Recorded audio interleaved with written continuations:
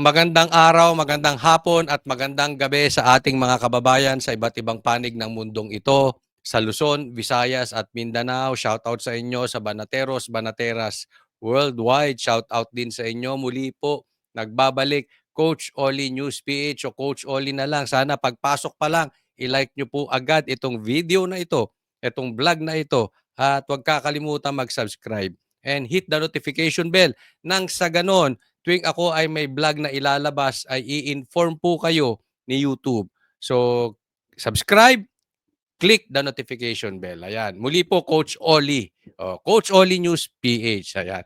Ito po ang ating pag-uusapan ngayon. Ito, delikado ito. Baste, ipahuhuli kung dumating. Di umano. Torre Boxing, salamin ng administrasyon ni Bongbong. Okay, hindi na po natin pagtatagalin. Dediretso na po tayo agad sa balita dahil kay Coach Oli, bida ang balita. Ito muna, pag-usapan natin.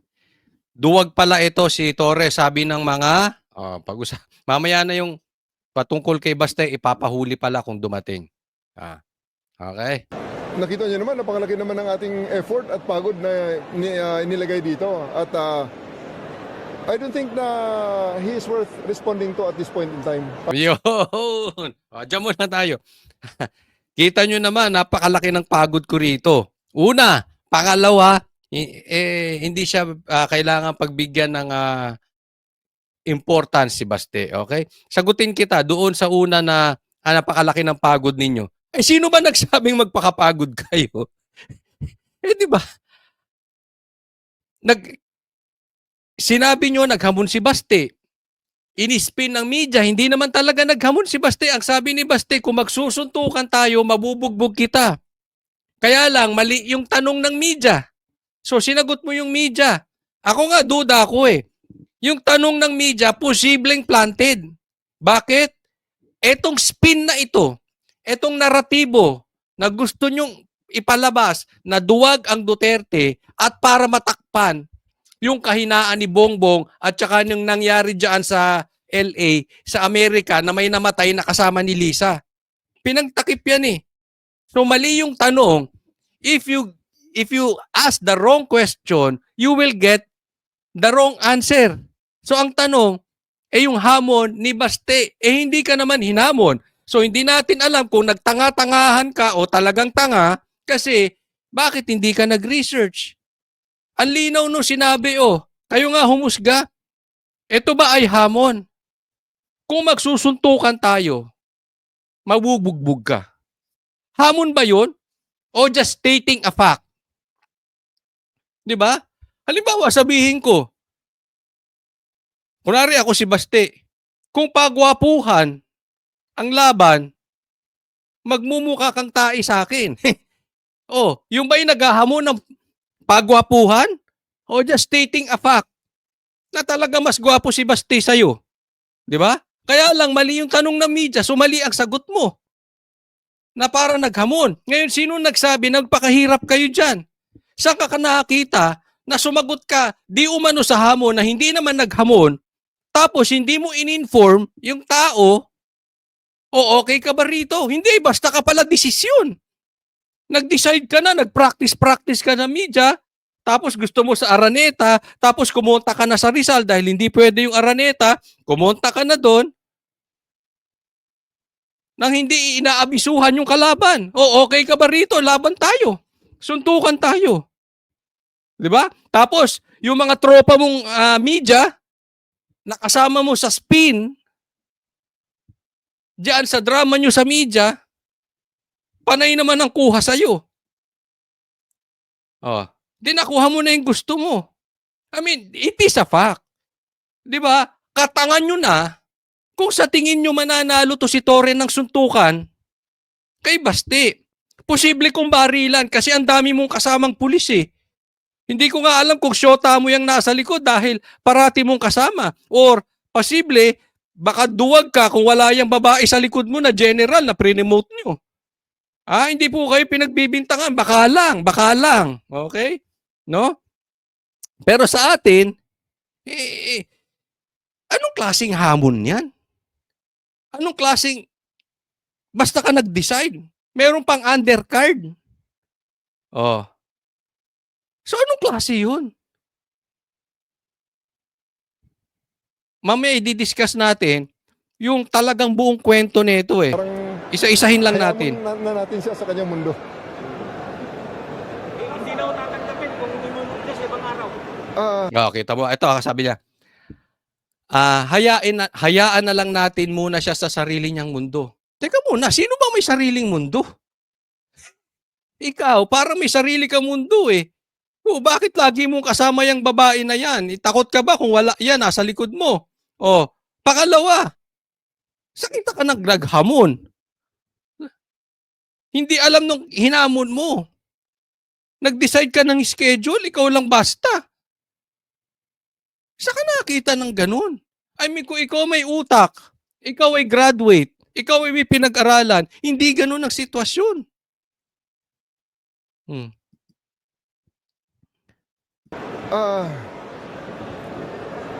Sabihin niyo lang at tingnan natin kung ano isasagot natin yan. Pero I don't think really... Tingnan mo, hindi na siya there's makasagot. still No? Ano ba ang tanong? Okay? Ang gusto kasi ni Baste, nasa Singapore siya. Gusto ni Baste, Martes or Wednesday o kahit kailan. Nasa Singapore kasi siya ng linggo. Sabihin niyo lang at Ito. sa kanyang mundo. Hindi na ako tatanggapin kung minumugli sa ibang araw.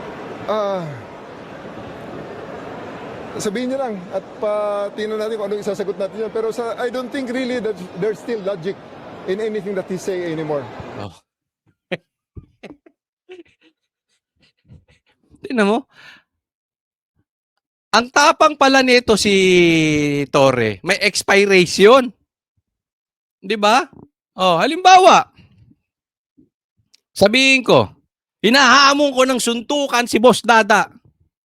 Pero hanggang Martes lang. Oh, pagkatapos ng Martes, bahala ka na sa mundo mo, Boss Dada, wala na akong pakialam sa'yo. Basta yung hamon ko sa'yo hanggang Tuesday lang. Busy ako na tao. Alam ko si Boss Dada nasa dahig. Oh, paano uuwi yun dito? Alam ko isang buwan din doon. 'Di ba? Alam nyo na si Baste nasa Singapore. Hindi ba kaduwagan yun? Wag tayong maglokohan. Sige, alam ko magkakaiba-iba na naman tayo dito eh. Meron na namang sasabihin yung dilawan, yung pinklawan, lalong-lalo na ang very critic dito, yung pinklawan na sumasawsaw sa pula. Sila ang very critic dito kasi talagang gusto nila i-ignite yung fire na patayin ng Duterte sa media. Hindi literally patayin na yung kanilang imahe. Kasi ang nag-aay dito ng posisyon talaga is yung dilaw. Hindi naman nanalo yung pula eh. Kaya mainit dito yung dilaw. Okay? Pero sa tingin ninyo, yung mga tunay na lalaki na nanunood sa akin dito, ang hamon walang expiration. Meron ba talaga maghahamon na alam mo nasa walang lugar? Wala siya dito. Alam nyong aalis si Baste. Mamaya papatunayan ko sa inyo. Alam nyong lahat aalis si Baste. Tapos maghahamon kayo kung kailang aalis. Sa mga tunay na lalaki na nanunood dito, alam nyo yan kahit ano pa kulay ninyo.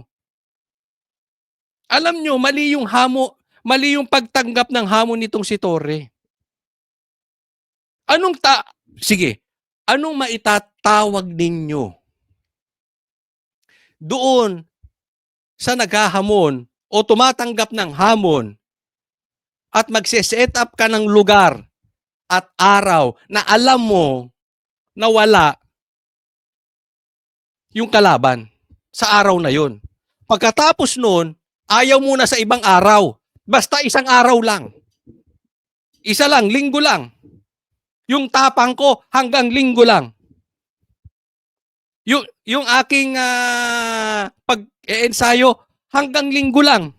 May expiration. Kinabukasan, duwag na ako. Ayoko na, busy na ako. Sige nga, sa mga tunay na lalaki Kalimutan muna natin yung kulay natin dito. Kalimutan muna natin yung political agenda natin dito.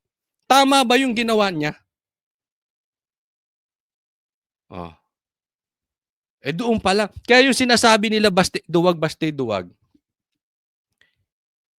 Yun ay talagang tanga or nagtatanga-tangahan lang.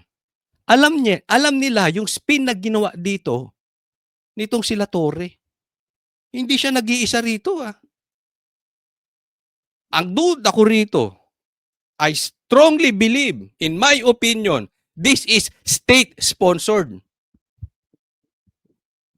Kasabot niya rito gobyerno. Mamaya ipapaliwanag natin lalo. Parang yun nga ang credibility kasi parang, di ba, maloko mo ako ng isang beses, shame on you. Pag niloko mo ka ng 2 beses, shame on me. At kaya nga nagtataka ako, anong klase yung mga supporters meron siya na alam na nanloloko lang yung tao, nagpapaloko na rin lang sila. Okay. Ang sabi niya rito, isa-isahin natin ito. Hindi ko pa lulusutin ito halatang-halatang nanloloko na daw si Baste. Ayaw niyang tanggapin yung hamon kasi ang tapang niya hanggang linggo lang. Nawala si Baste. So, niloko siya ni Baste. Paano ka niloko? Nag-agree ba si Baste na, sige, linggo darating ako. In what way ka niloko ni Baste? In what way niloko ni Baste ang taong bayan? Tinanggap ba niya yung hamon? Nang linggo lang. Sinabi ba niyang dadating siya ng linggo? Or, ikaw ang nanloko kay Baste? Dahil alam mo, wala si Baste. Or, ikaw ang nanloloko sa taong bayan. Binibilog mo yung ulo nila, ini-spin mo yung ulo nila, ini-spin nyo sa media dahil alam ninyo hindi makakarating yung tao. Tapos noon ayaw nyo nang tanggapin. Sino? Sige, kayo mag-decide. Kahit pinklawang ka, kahit pulahan ka, let's make sense here. Niloko ba kayo ni Baste o niloko kayo ni Torre? Kasi hindi naman tayo, kung sa tingin ko, duwag talaga si Baste. I will say duwag siya. Niloko siya, niloko. Halimbawa, sinabi ni Baste, darating ako dyan. At hindi siya dumating. Budol ka, Baste. Wala akong narinig. At the get-go, sabi niya, unang statement niya, hindi siya pwede ng linggo. Nag-schedule ka ng linggo. May pasabi, wala.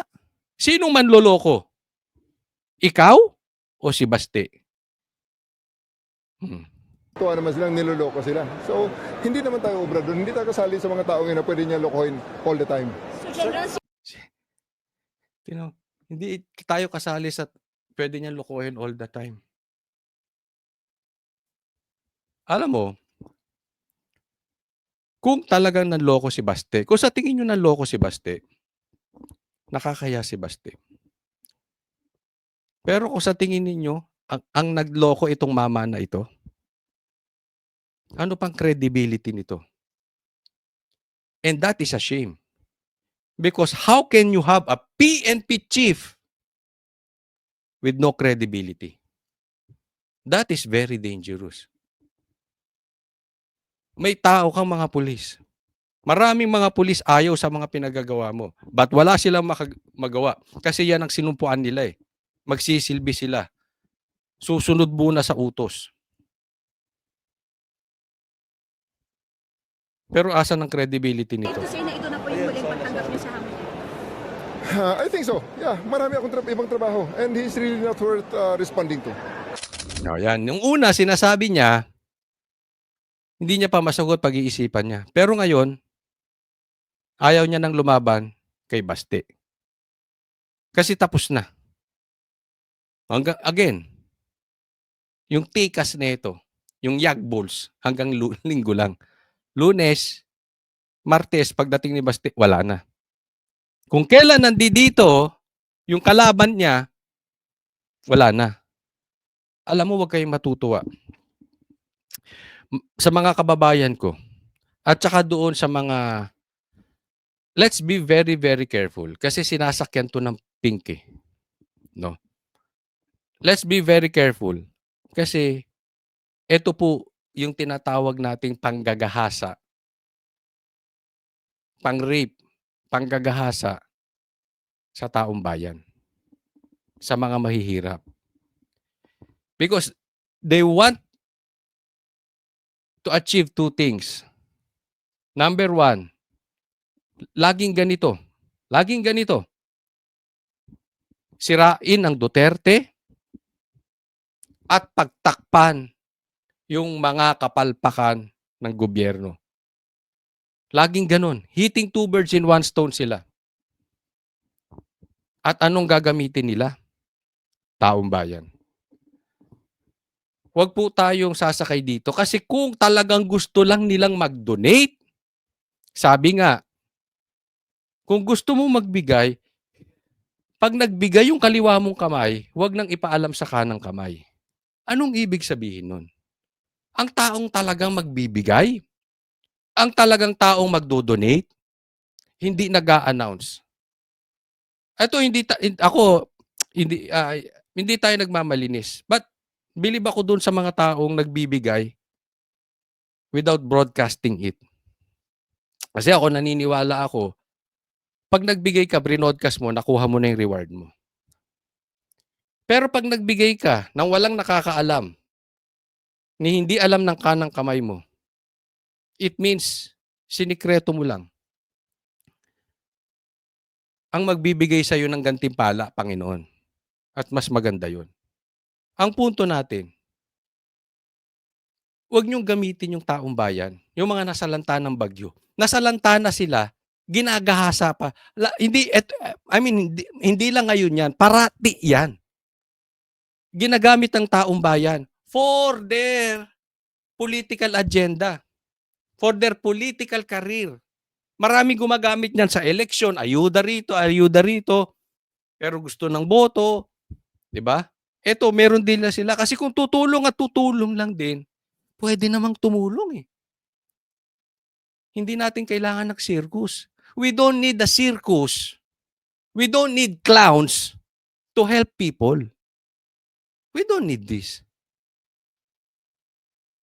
So, sana tigilan natin yung pagsakay doon sa mga taong ginagamit ang taong bayan. May ipapakita po ako sa inyo. Ito'y katunayan. Ito, tingnan ninyo. Medyo malabo, no? I-zoom na lang ninyo. Okay? Pero ito ay pinakita dito ni Baste. Lahat naman po kasi ng politiko, public official, pag-aalis ng bansa, magsasabi yan. Kailangan niya ng approval. Okay? Kailangan niya magpaalam. Kailangan meron silang hawak na signed. Ito po ay pinirmahan ni John Vic. Si Mr. Abangers. Alam niyo na kung bakit. Si Mr. Abangers to, eh. Pinirmahan ni John Vic. So alam niya, aalis si Baste. Imposibleng hindi niya sinabi kay Torre. Narinig ko pa nga ang interview nito si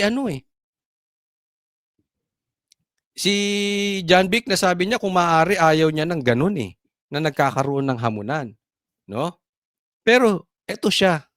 Sabi nga kung susundan natin yung sinabi ni Amy,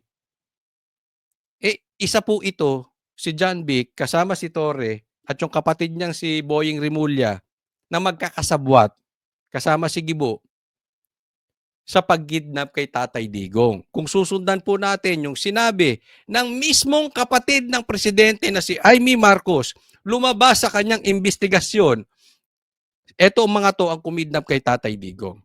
Bakit ko po dinidiinan? Kaya ako po dinidiinan yan. Dahil hindi imposibleng alam ni John Vic, nagpaalam sa kanya, ni hindi man lang niya sinabi kay Torre na Linggo wala dito. Para kang naghahamon sa multo. Wala dito sa bansa si Basti ng Linggo. Alam nila kung kailan darating si Basti. May report yan, kaya nga si Tatay Digong from Hong Kong na-intercept nila sa airport pa lang eh. Alam nila kung darating. Kung sakaling dumating dyan, biglang lumipad si Basti ng Linggo, they will know it. Pwedeng bigla nilang i-cancel. Sabihin nila, ay, hindi, na-cancel. Hindi po pwede ang Rizal. Hindi pwede ang Rizal Coliseum. Pwedeng ganun eh. Kasi they will know. Sa katunayan, pag ako aalis ng bansa, hindi ko maintindihan ba't yan lagi ang tanong sa akin eh. Public official ka ba?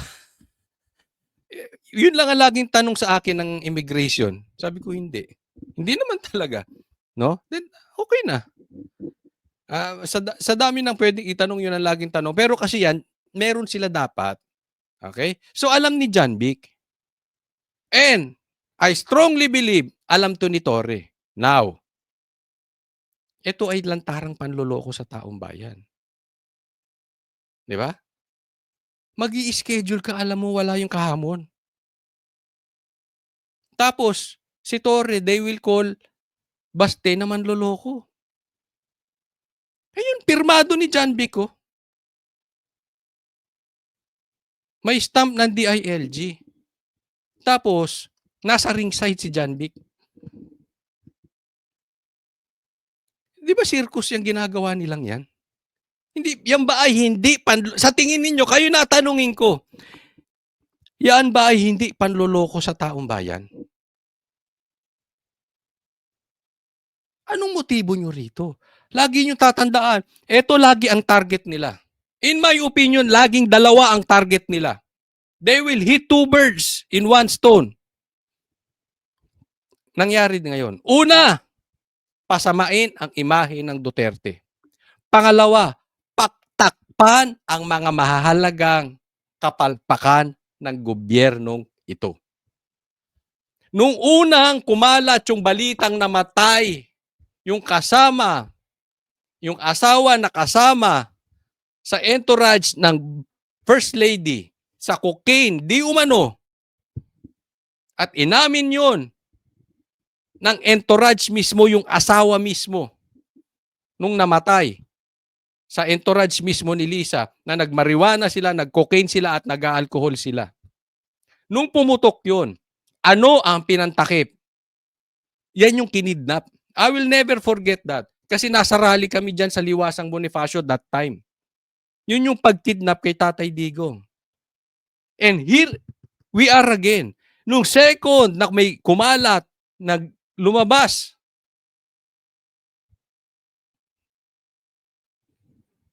Anong pinantakip? Etong boxing. With the same people involved. Again, Torre and John Vic. Di ba? Again. It's another coincidence. Remember, doon sa mga matagal nang sumusubaybay ng vlog ko, ano sinabi ko? Nung pangalawang pumutok yung nangyari kay Lisa dyan at sa kasama niyang namatay sa cocaine, ano sabi ko? Expect kayo ng malaking balita coming from these people. Kasi napanood na natin tong storya na ito eh. Again, who is involved?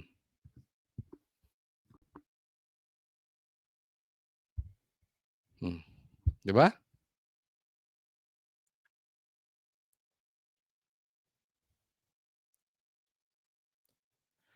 Kaya nga sabi ko sa mga Pilipino, huwag naman tayong papaloko parati. Kasi napapanood ko sa Facebook, may nagsasabi na duwag si Torre, may nagsasabi din na duwag si Baste. Yung algorithm ng Facebook ko, nakikita ko both sides eh. Hindi nyo ba nakikita that this government is a lie? Sige nga, pakisagot ako. Doon sa mga pulahan, sa mga pinklawan na tinatawag na duwag si Baste. Kung ako, may lakad ako papuntang Amerika at may hamon ako, unahin ko yung hamon. Pwede naman, 3 araw lang ako doon. Pagbalik ko, pwede naman nating ituloy eh. 'Di ba? May sense naman talaga yung sinasabi ni Baste and may katunayan siya oh. At alam lahat siya ng politiko na kailangan ka talagang magpapaalam. Ito pa ang nakakatakot. Kung umattend dito si Baste, posibleng ipahuhuli siya. Bibigyan ko po kayo ng ebidensya. Eto, tingnan po ninyo, okay? Nakita ko ito sa Tribune, Daily Tribune. Okay? Ang sabi ni General Fillmore Escobar, sabi niya, mandatory pala. Ibig sabihin, pina-attend yung mga pulis.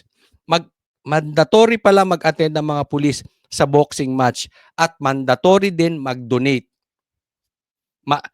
Ibig sabihin, kahit ayaw nyo mga pulis, dito sa circus na ginawa namin, dito sa panlolokong ginawa namin, mandatory umattend kayo. At mandatory din mag-donate. O yan ang sabi. Sabi ni Escobar. Ito pa yung text. Makikita nyo sa kanang bahagi. Okay? Nilabas po ito ng Daily Tribune. Totoo man to or hindi totoo, bibigyan po ng komentaryo. Anong sabi ni Torre? Sinagot niya. Ito ay gawa-gawa lamang ni retired General Escobar na naging regional director sa Davao ng mahigit 2 taon. So, ibig niyang sabihin, malapit to kay PRRD. Si Escobar ay isa sa mga general na kasama ni Digong nung hinuli ko siya at pinadala sa Dahig. Sa buong panahon na nasa Villamor Air Base kami, ni hindi makatingin sa mata ko si Escobar. Dahil sa takot at nung hinatid ko si Digong sa eroplano, dumaan pa kami sa harap niya pero yumuko lang. Ano pinapatunayan dito ni Torre? Duwag si Escobar. Okay. Ngayon, sa mga nakita natin na mga pinaggagawa ni Torre, na tinawag pa niyang manloloko si Baste, sa tingin ninyo, sinong nagsasabi ng totoo? Si Escobar o si Torre? Sa lahat ng nakita niyong galawan ni Torre, if you think meron siyang credibility sa lahat ng binibitawan niya, with all the media circus that is happening right now, kayo ang makakapagsabi kung sino ang nagsasabi ng totoo. Mapagkakatiwalaan ba yung sinabi ni Torre? Ni walang attempt na tulungan ng boss niya, pare-pareho lang silang mga duwag. Again, duwag ka Escobar, gaya ni Baste. Pare-parehas kayo mga Duterte, duwag. Sa pagsagot, doon sa required umattend ang mga pulis. Bukas, posibleng may makausap akong pulis. Tatanungin ko ito. May mga kaibigan naman tayong pulis. Kung required talaga sila, malalaman ko yung sagot. Gusto kong tanungin personally. No? Pero ito'y tinanggi ni at pinunta niya doon sa duwag. Ngayon, totoo bang duwag si Baste? Sabi ko sa inyo, alam ni John Vic, wala si Baste ng Linggo, alam ni Torre na wala sa Linggo, doon nila sinet. At sabi niya, pag uwi ko, Tuesday or Wednesday or anytime, pwede na tayo. Ayaw na ni Torre. Sino ngayon ang sinungaling sa kanila? Eto masasabi ko. Okay? Hindi natin alam kung totoo itong message na ito. Kasi makikita nyo, may message na sa group chat nila. Ngayon, ang tanong, kung itinanggi mo ito, Torre, gusto ko ring itanggi mo yung nilabas ni Baste na alam ni John Vic alam ninyo na alis siya talaga, na wala siya dito ng linggo. Kasi kung alam nyo andito, wala siya ng linggo at doon ka nag-set, duwag ka talaga, Tore. Dahil yung katapangan mo may expiration. Dahil alam naman natin, matapang ka lang, gaya ng sinabi ni Baste, dahil marami kang pulis sa paligid. Anong ginawa mo roon sa KOJC? 5,000 kasama mong pulis. Ang papasukin nyo, simbahan. Karamihan, babae, matatanda pa. Hindi man lahat, but mostly ng tao roon, may edad na babae pa. Anong kasama mo? 5,000 pulis. Bakit ka matapang? Kasama mo pulis. Anong punto ni Baste? Pag mag-isa ka lang, suntukan, hindi boxing. Hindi circus, hindi camera, hindi Araneta, hindi Rizal, suntukan walang gloves. Mabubugbog ka niya. Kaya ka matapang kasi may mga pulis ka sa paligid. Nung hinuli mo si PRRD, wala ding kalaban-laban. Sinarado nyo yung Villamor. Walang makapasok. Even yung anak na vice president, di nyo pinapasok. At may mga kasama ka maraming pulis. Siyempre matapang ka ron. Kahit sino eh. Kahit ako tutukan ako ng pulis eh, marami. Anong magagawa mo? Baliktarin natin ang sitwasyon. Hindi ka laging nasa power. Kung ikaw kaya tutukan ng mga pulis, 5,000 sila, papalag ka? How I wish pumalag ka. Diba? Yun ang punto ni Baste. Kaya pag suntukan, wala ka. Kaya nga challenge ko sa iyo eh. Total, sinabi mo sinungaling to. Sinungaling tong sinabi ni Escobar, General Escobar. Sabihin mo na rin na sinungaling si Baste at hindi totoo yung pinirmahan ni John Vic na travel advisory niya. Sabihin mo, hindi mo alam na aalis. Bakit hindi mo ngayon maitanggi sa media? Kasi kung hindi mo kayang itanggi, ibig sabihin totoo. Dahil ito natanggi mo, ibig sabihin duwag ka. Tingnan po natin ito, papakita ko. Kasi itong style na itong ginawa, itong boxing na ito, salamin ng 3 taong gobyerno ni Marcos. Okay, tingnan po natin ito. Tingnan natin itong circus na ito. Let's look at these clowns. Winner by default si PNP Chief General Nicolas Torres sa kanilang boxing match ni Davao City Acting Mayor Baste Duterte na hindi dumating. Pero giit ni Duterte, hindi naman niya hinamon si Torre. Nakatutok si Katrina Son. Alam mo Brad, mas maganda sana ang intro mo. Pero giit ni Duterte, ituloy natin ang Tuesday, Wednesday. Hindi lang yung ano ba sinabi niya? Nakatutok si Katrina Son.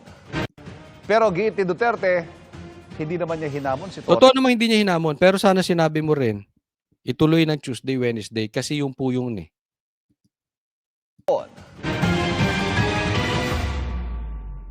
Naghiyawan ang mga tao sa Rizal. Tingnan nyo ha. Tingnan nyo itong lahat na ito. Look at this drama. Look at this circus. Look at these clowns. If totoong hindi nila alam na darating si Baste. Pero by now, dapat alam na nila yun. Kasi meron silang intelligence kung nakasakay ba sa eroplano si Baste or andyan na sa area. Diba? Pero let's give them the benefit of the doubt. Kung sakaling hindi nila alam na darating talaga, katanggap-tanggap tong ginagawa nila. Pero kung alam nilang hindi darating at ganyan, ngayon lang ako sa basketball, alam ko madalas magkaroon ng default sa mga liga-liga. Bakit? Kasi 10. Usually ang liga-liga subdivision di ba? Ginaganap pa yan Sabado, Linggo, Family Day. Minsan yung mga bata, may madalas mangyari sa amin yan sa liga sa basketball Di ba? Yung mga bata o binata kasama yung pamilya, lumalabas ng weekends.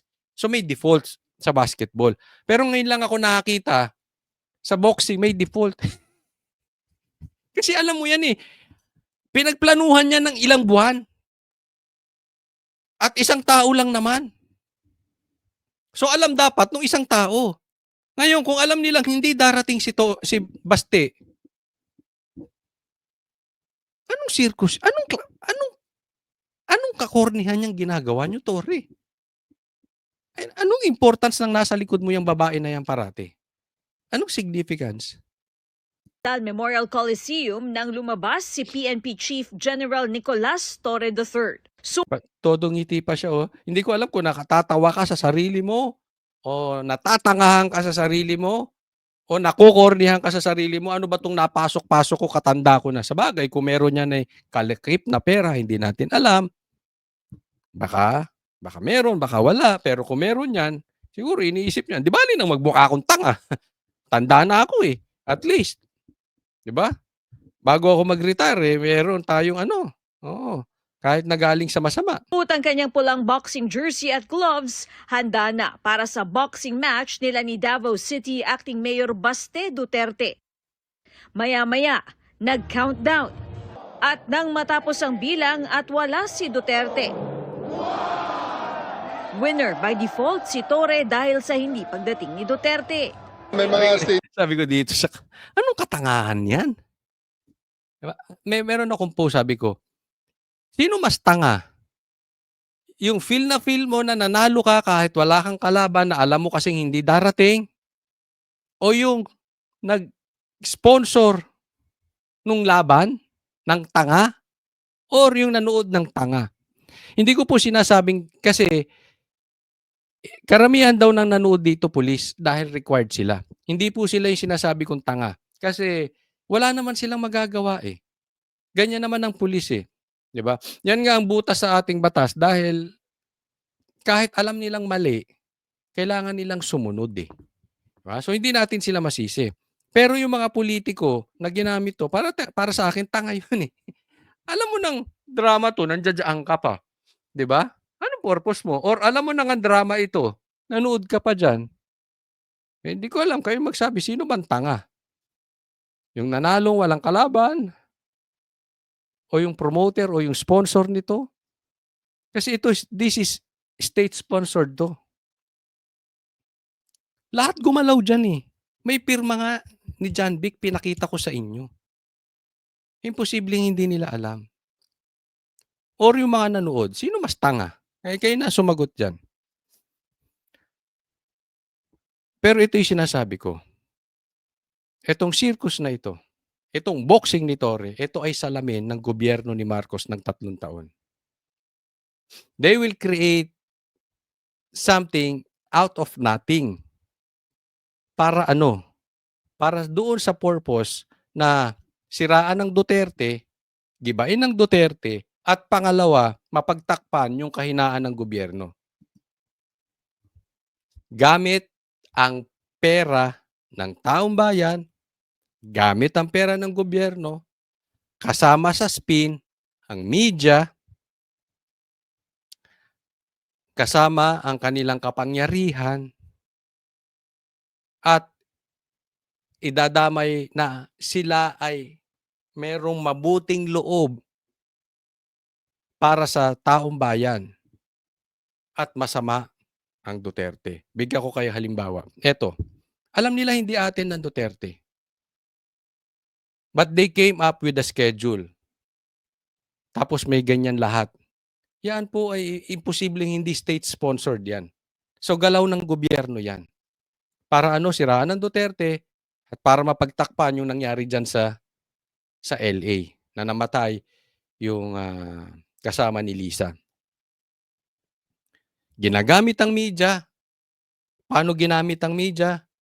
They asked the wrong question. Nilagay nila sa bibig ni Baste na siya ay naghahamon na hindi naman talaga dahil lang sinabi ni Baste, kung magsuntukan kami niyan, matatalo ko yan. That is not paghamon. That is stating a fact. Nagsasabi lang siya ng katotohanan. Hindi niya hinahamon. No? So, mali, gamit ang media. Yung media, mali rin ang pagpapakalat, sasakyan ng media. Everybody's involved. Sasakyan ng secretary, sinakyan ni John Vic, gamit ang kapangyarihan ng PNP chief, ginamit ang pulis, pinapunta dyan, di umano, Isipin mo, umisip kayo ng ganitong sitwasyon. Halimbawa, yung pagpapahuli kay Tatay Digong sa dahig gamit ang war on drugs, 'di ba? Ginamit nila yung mga salita ni Tatay Digong mismo na papatayin sila, pero iba naman ang ibig sabihin ni Tatay Digong gamit ang media, gamit ang pera ng taong bayan, pera ng gobyerno, gamit ang mga sekretary, pinahuli si PRRD, gamit ang pulis, gamit ang uniform men natin na may mga armas, sila yung may kapangyarihang manghuli, kahit wala tayong wala na tayong wala na tayo sa ilalim ng ICC, ginamit pagpapakidnap ni Tatay Digong. Etong boxing ni Torre is all the same nung ginawa kay PRRD. It's also the same nung ginawa kay Pastor Kibuloy. Pinasok ang kingdom sa mali na warrant of arrest. Tandaan natin, ang hinahanap nila doon si Pastor Kibuloy. Pero wala sa warrant si Pastor Kibuloy. Kini-question ni Atty. Torion, anong sinabi ni Torre? Papasok kami sa ayaw at sa gusto nyo, magreklamo na lang kayo. Bibigyan namin kayo ng 15 minutes. Gamit ang dahas, gamit ang pulis. Pero sinabi niyang bibigyan namin kayo ng 15 minutes, pumapasok na doon sa likod. Ganito po, manlin lang to si Torre. Same. Itong ginagawa ni Torre ay salamin ng gobyerno ni Marcos. Pinasok ang kingdom, nag-stay na doon. Sa kunwari, hinahanap si Pastor Kibuloy pero iba ang hinahanap dahil naghukay doon. Meron silang ibang gustong makita doon sa kingdom. Hindi si Pastor Kibuloy ang hanap nila dahil mali ang warrant of arrest, wala si Pastor at doon sa kalagitnaan, naglabas ang korte ng desisyon. Mali po yung ginawa nila, illegal yon, kailangan silang umalis. Hindi sinunod ni Torre. Anong sabi ni Torre? Magreklamo na lang kayo basta mag-i-stay kami dito hanggang lumabas si Pastor. Ganyan-ganyan po. Hindi ba nyo naiisip? Parehas. All the stories. Hindi lang po ito about Torre. Marami pang ibang ahensya ng gobyerno ganito. Gamit ang pulis. Yung mga pulis na walang magawa. Kahit yung mga pumasok sa KOJC, sinasabi nila, hindi nila gusto yung ginagawa nila. Ba't wala silang magawa? Gamit ang sekretary, gamit ang power at kapangyarihan ng gobyerno. Ganito po katindi ang pangyayari ngayon sa Pilipinas. Torre dahil sa hindi pagdating ni Duterte. May mga statements na rin siya na hindi na rin darating. Kaya itunuloy na lang natin sapagkat marami ang nagbayad. Marami ang nagbayad. Nakalikom tayo ng mga 350,000 na lang sa gates. So we have to show up and give the people what they expect. Ayon pa kay Chief PNP Ano sabi? Meron silang nalikom. Again, yan din ang salamin ng gobyerno ni Marcos. Ano? Ayuda. Meron silang hindi magawa. Walang infrastructure, walang nangyayari sa bansa natin. Puro baha. Sabi nila may flood control projects pero puro baha. Paano nila pinagtatakpan? Yan ganyan. Bibigyan nila yung mga nasalanta kunwari, di ba? Anong ginawa ni Lisa? Namigay siya ng balde. Na may laman di umano, na kung ano, di ba? Yan yung style nila. Ito nakakaasar. Gamit ang ahensya ng gobyerno, ng mga sekretary, pati media. Nawala ng backbone ng media natin.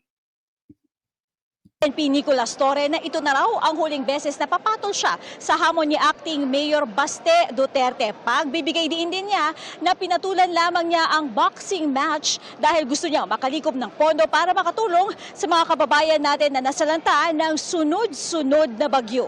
Kaya ka maraming nagsasabi, di ba? Kalat na kalat to sa media ngayon. Sa social media. Duwag to si Torre. Hindi ganyan ang pagtanggap sa hamon. Tatanggapin mo dahil alam mo wala yung tao. Pagkatapos nun, ayaw mo na. Kalukuhan yun. Di ba? Yan po ay gawain ng duwag. Daming nagsasabi niyan sa social media. Kalat na po. Hindi na po nila matatanggihan. Ayon kay Torre, 16.3 million na cash donation ang nalikom sa event. May donasyon pa raw na isang truck ng mga bigas at delata. Nagbigay rin si boxing champ Manny Pacquiao ng belt para i-auction. Dagdag ni Torre, walaan niya silang nagastos sa event. Matapos niyan ay nagpunta siya sa Baseco para mamigay ng ayuda. Naniniwala kayo doon, wala silang ginastos.